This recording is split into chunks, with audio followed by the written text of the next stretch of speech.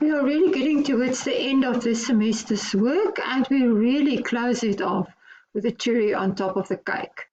African Arts. June is the owner of African Arts and Crafts, a sole proprietor, and has been in operation for the last 15 years with a financial year end of 30 September.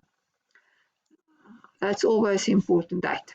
June sells a wide range of products including paintings, wood and stone sculptures, beadwork, leatherwork, jewelry, etc. Arts and Crafts is a registered value-added tax vendor, and the VAT rate is 14% in this question. Customers. Arts and Crafts is located in a tourist area and is popular throughout the year for both South African and overseas visitors. No coronavirus. Most sales made in the shop are to these tourists on a cash basis who are not registered VAT vendors. Does that matter at all? It does not matter, because on all the sales proceeds, Old June or Arts and Crafts is going to pay VAT because they are a VAT vendor. As the shop became more popular, Arts and Crafts received requests from corporate buyers who are registered for VAT to buy a large quantity of goods. June decided to grant credit to these customers, providing that accounts are paid within 30 days of the invoice date. No mention of settlement discounts. 5 years ago, her son set up a website for customers who are all non-VAT vendors within the South African borders to purchase the products online. Arts and Crafts requires the full amount of the sale to be paid up front, as well as the cost of packaging and freight charges. Arts and Crafts has maintained a consistent gross profit percentage over the years. Now, what is important here is that the amounts that we're going to receive on this web internet sales that we're going to make will include an amount to recover the freight charges and the packaging charges involved in order to send these goods that has been ordered on the web. Now, that freight charges that we're going to recover and this packaging charges that we're going to recover is not, if I'm asking you income statement, that will be shown as other operating income. So you must take care that you are going to remove these income received for packaging and freight charges out of your sales amount, because that does not represent the sales figure. That represents a recovering of a cost that we have to incur. Suppliers. Arts and Crafts has always been keen to assist the African arts and craft artists by purchasing their products. Due to the popularity of the shop, vendors come from around the country to see June and sell her goods.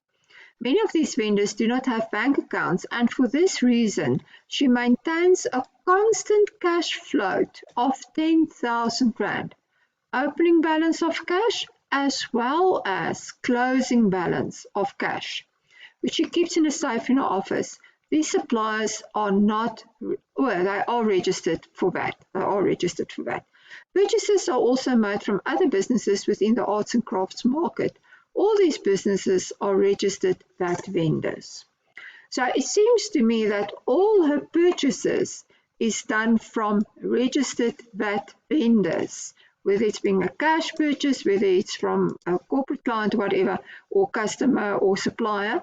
This is all being registered for VAT. Operating and accounting procedures. The shop is run by June and her husband with the assistance of a few other employees. Although June is a good businesswoman, she's not able to produce financial statements and other financial reports. Her sister May has set up a simple Microsoft Excel bookkeeping system to keep track of transactions. This includes a cash book for all cash receipts and cash payment transactions, as well as a sales journal and a purchases journal. Inventory records are updated on a perpetual basis. May has always assisted with the preparation of financial information. Current scenario. During April 2017, Arts and Crafts was contacted by a large South African hotel chain who expressed interest in buying large quantities of her products to revamp their hotels.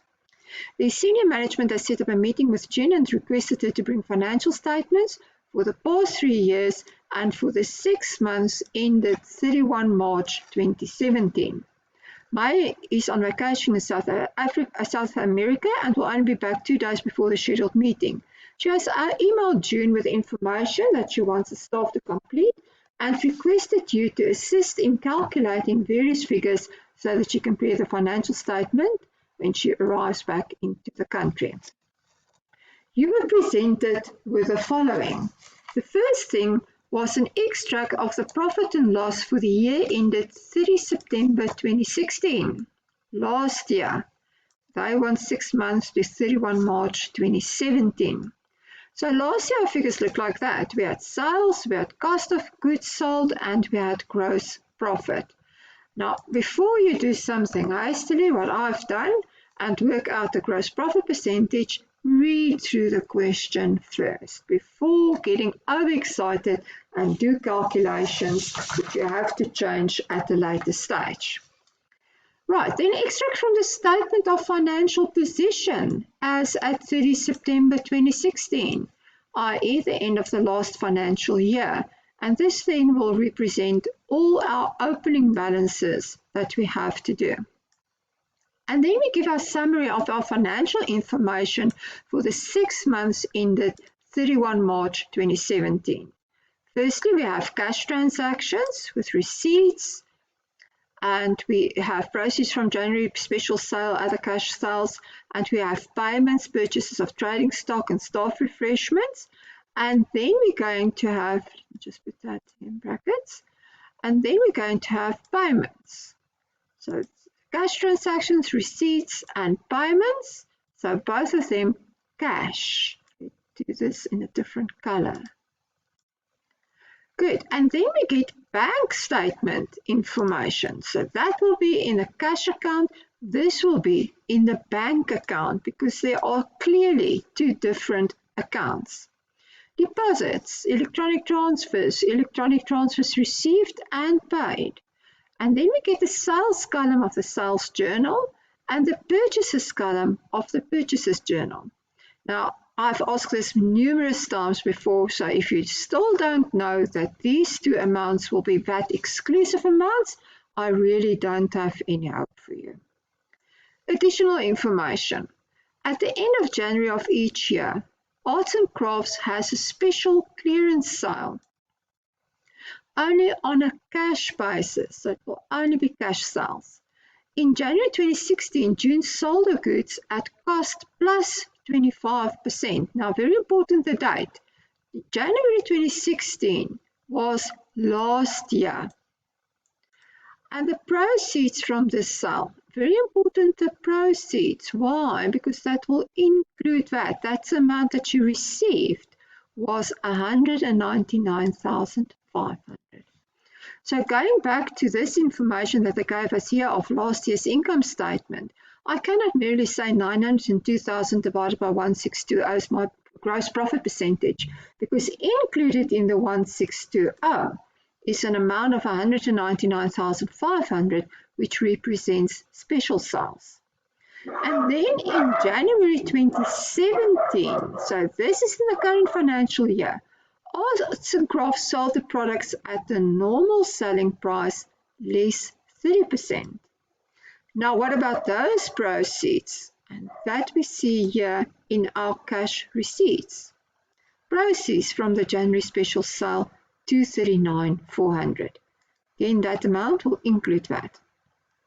Banking is done on a daily basis. June will take, if needed, cash for personal use before depositing surplus funds into the bank account. Cash for normal use. So that will mean that's a nice word or way of telling you that if you have a balancing figure in your cash account, but you don't know what it is, that equals drawings, because that's the amount that June has drawn out of the business for herself. Right, now let's have a look at the required part. Prepare the general ledger accounts that will be included in the current asset and current liability sections of the statement of financial position as at 31 March 2017. You are not required to prepare the VAT control account in the general ledger. Whoopie-doo.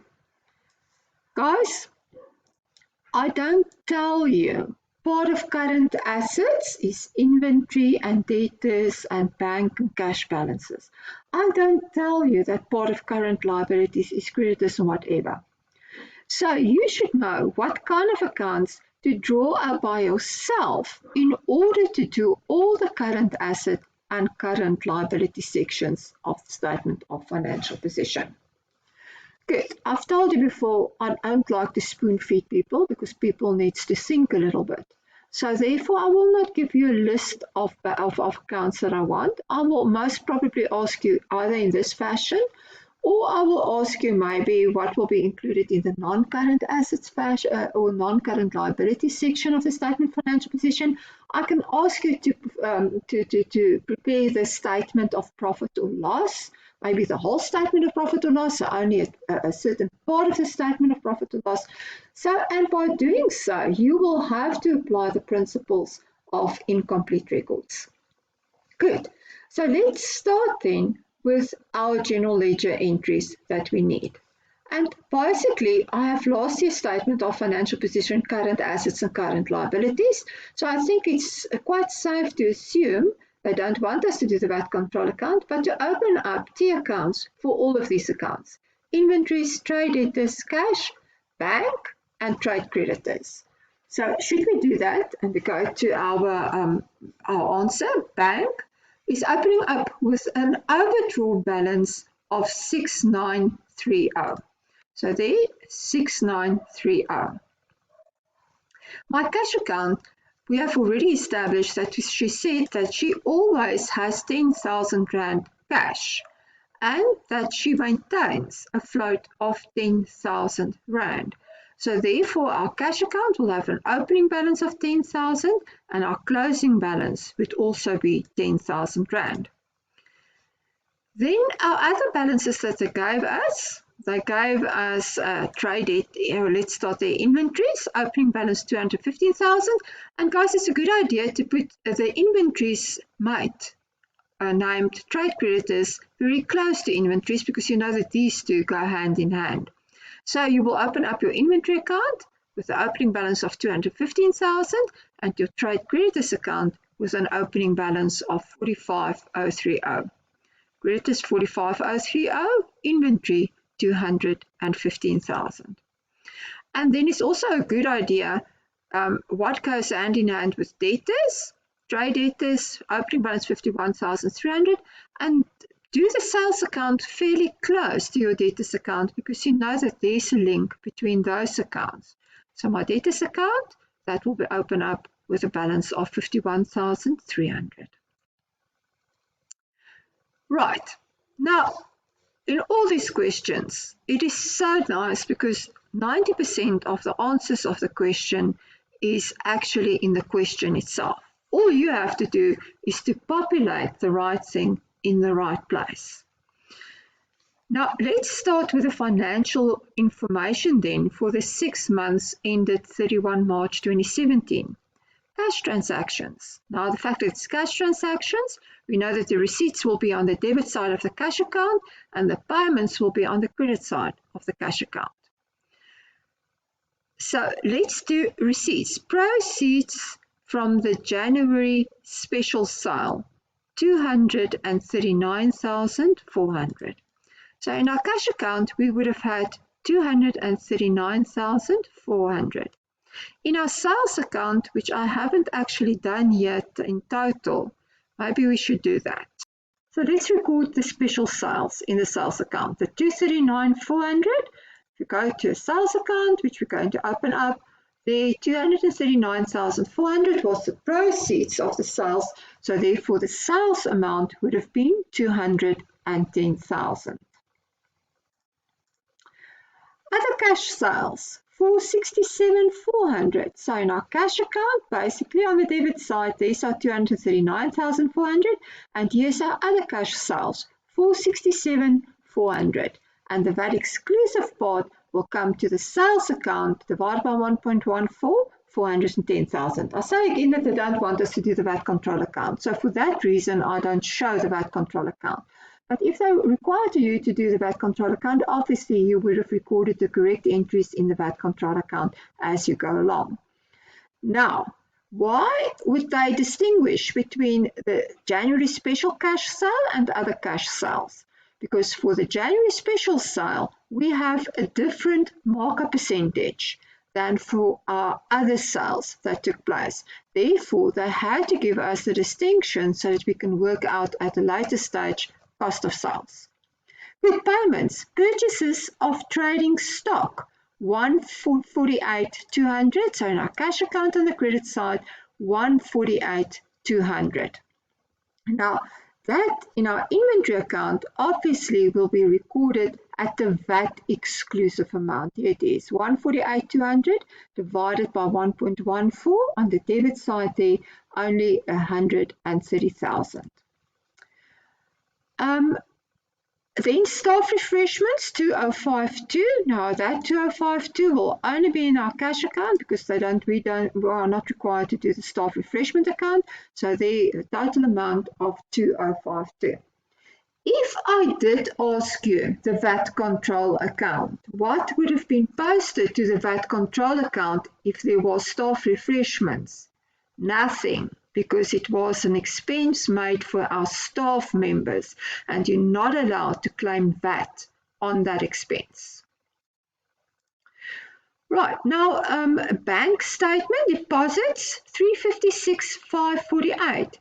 Where does that deposits come from? It comes from our cash account. So therefore we credit our cash account, 356,548, and we're going to debit our bank account, the 356,548. So that was the cash that was actually banked. Electronic fund transfers received. So we have received from our debtors 194,940. So on the debit side of the bank account, 194,940. And on the credit side of our debtors account, 194,940. Then internet sales includes 7,524 for freight charges. Remember, we have read that when we do internet sales, we also charge the client with the freight costs and the packaging costs. So for the freight and packaging costs, we have received 7,524. So the actual sales figure won't be 78,204, although that will be the receipt in the bank account. But in our sales account, internet sales is going to be 78,204 less 7,524, taking out the VAT. So in our bank account, we have received the full amount internet sales, 78,204. But the amount we're going to take to our sales account for internet sales will be the 78,204 less the 7,524 divided by 1.14. So internet actual sales equaled 62,000 Rand for that period of 6 months. Electronic transfers paid, so that would have been out of our bank account. Trade creditors, 104,652. So on the credit side there, creditors 104,652, and the debit entry would have gone against our creditors account 104,652. Then purchases. So this was purchases of inventory items, cash purchases then, or cash in inverted commas purchases, 131,784. So I will credit my bank account with the amount that I've paid. But in my inventory account, I cannot put that full amount. I can only put the VAT exclusive amount. So that purchases of inventory items, 131,784. And in our inventory account here will only be the VAT exclusive amount of 115,600 after I've removed the VAT. Freight on sales, 7,524. See here was the expense, and there we recovered the expense. We are not required to do the freight account, so the only entry that we're going to post is against the bank account because it was an expense that we've paid, 7,524. Salaries and wages, 276,000. Again, we're not required to do the expense account, but the 276,000 Rand expense must be reflected into the bank account. Then SARS, VAT payments, 67,880. Again, we don't have to do the VAT control account, but that was a payment made out of our bank account. So the credit entry we have to show 67,880. Then any other expenses, again, we're not required to do the expenses part, but it was expense out of the bank account. So we have to show that 51,300. Right. Now, let's see what else. What other information do they give me in this question? They tell us the sales column of the sales journal was 168,000 Rand. Now, what is that sales? That represents, when it's in the sales journal, credit sales. So in our sales account on the credit side, we would have had credit sales of 168,000. In our debtors account, though, we must remember that the sales column excludes VAT, and our debtors includes VAT. So on the debit side of our debtors account, we would have added the VAT, 1.14 multiplied by 168,000. So the total invoice value of credit sales was 191,520. The same story here. Purchases column of the purchases journal, 99,800. So what does that represent? Credit purchases that we've done for inventory. So for in my inventory account, I would have recorded the VAT exclusive amount of 99,800, but in my creditors account, I must remember that my invoice included VAT. So my entry in my creditors account would have been the VAT inclusive amount of 113,772. Good. In my inventory account, I still have cost of sales on the credit side before I can determine the closing balance. So cost of sales, I can now actually work out. Here we have our different sales. Now for the current year, those three sales, the other cash sales, the internet sales, and the credit sales, the normal profit percentage applied. For the January special sale, they've told us that for that specific sale, the normal selling price was dropped with 30%. Now, the first thing that we have to work out is what is the normal selling price. And for that, we need last year's figures. So here we have a total sales of 1,620, but then they've told us here that included in that sales is an amount of 199,500, which was a special sale. So therefore, we have to take that out.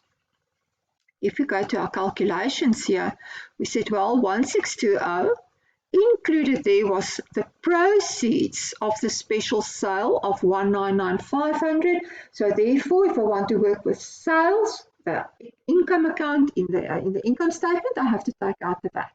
So 199,500 divided by 1.14 give me special sales of 175,000 Rand. What was then the normal sales? The difference between the two, which equals 1,445,000. Cost of sales. They gave us the total cost of sales. They told us it was 718,000. There it is.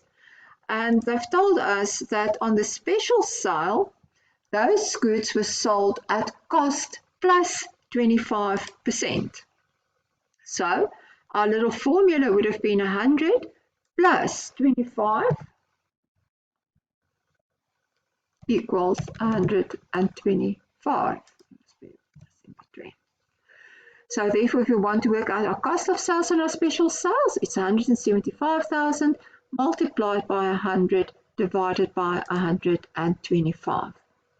And now 578,000 is the balancing figure. So 718,000 less 140,000 give us normal cost of sales of 578. 1,445 less 578 give us gross profit of 867,000 Rand. 867 divided by 1.45 give us a gross profit percentage of 60%. So that is our normal gross profit percentage. So if we're going to write it into a cost formula, it would have looked like this. It's 60% on the selling price. So the selling price is 100. So the cost price equals 40. Now in this new period, we have now already seen that the 210,000 was the VAT exclusive amount out of the special sales.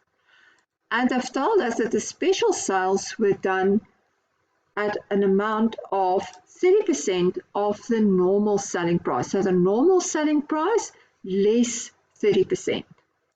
So we have the normal selling price, it's 100. 30% of 100 equals 30.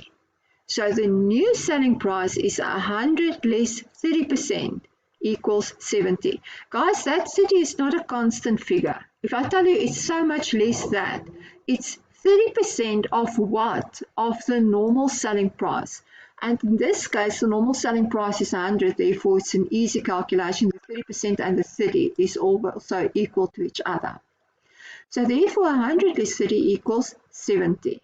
So the markup percentage on our special sales for the current period is 40 plus 30 equals 70. Remember, the cost price can never change. So if I have the sales proceeds of 210,000, I say 210,000 multiplied by 40 divided by 70. Why? Because I have the selling price, and that gives us total cost of sales of 120,000. Now on the remaining sales, so for the 410, the 62 and the 168, that constitute our normal sales for the current period, which gives us a total of 640,000. And our normal markup percentage is this, our normal markup profit formula. So cost of sales equals 40 divided by 100 equals 40% of 640,000, and that gives us 256,000. So if we add then the 256,000 plus the 120,000, give us total cost of sales of 376,000. So now we can complete our inventory account, cost of sales 376,000 Rand. So going back where we started off, bank, well, there's only one missing link, and that's the closing balance, and that is our closing balance as per the current liability section of the statement of financial position as at 31 March 16,378. In cash, we have the closing balance. We know it's 10,000 Rand, but in order for this account to balance, we are actually shorting an amount of 200,000 on the credit side. And they've told us in the question that if surplus cash, banking standard June will take, if needed, cash for personal use before depositing surplus funds. So obviously that will then constitute drawings. In our debtors account, we have all the figures except the closing balance, and that would be under our current asset section, 47,880. Creditors, we have all the accounts except our closing balance. So by balancing off this account, we get to our closing balance under the current liability section. Inventory, we have cost of sales now, and we have all these items here. So the closing balance will be our closing inventory as per the statement of financial position. And that is the end of Arts and Crafts.